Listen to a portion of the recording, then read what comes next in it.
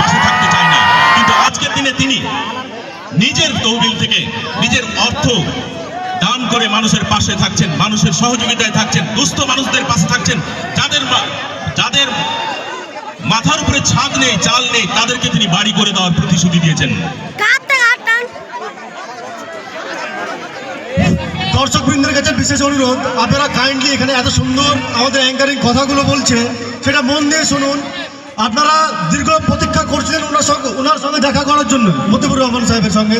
উনি আমাদের সঙ্গে উপস্থিত হয়েছেন। শরীফুল ইসলাম খুব ভালো ওনার সম্বন্ধে কথা বলছেন, যেটা আপনাদের অজানা।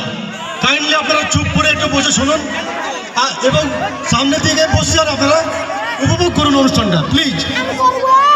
অনেকেই বলে থাকেন যে পয়সা থাকলেই নাকি দান করা যায়। বাস্তবে কি তাই মনে হয় আপনাদের? পয়সা থেকে দান করা যায়? যায় না। পৃথিবীতে এরকম মানুষ অনেক রয়েছে। সে তো আম্বানির নাম আপনারা জানেনই, ভারতবর্ষের প্রথম সারির প্রথম বিত্তবান মানুষ। সে কি এভাবে দান করে? করে না। আজকের দিনে মতিউর সাহেবের মতো মানুষের আমাদের দরকার, কেননা পৃথিবী বর্তমান সময়ে বড্ড অসুস্থ। আমরা একে অপরের পাশে থাকি না, কাছে থাকি না, কারো অসহায় অবস্থায় পাশে থাকি না। আজকে সেই অবস্থাতে আমাদের গরিবের বন্ধু মতিউর রহমান সাহেব সব সময়ের জন্য আপনাদের পাশে রয়েছে, আমাদের পাশে রয়েছে, মানুষের পাশে রয়েছে।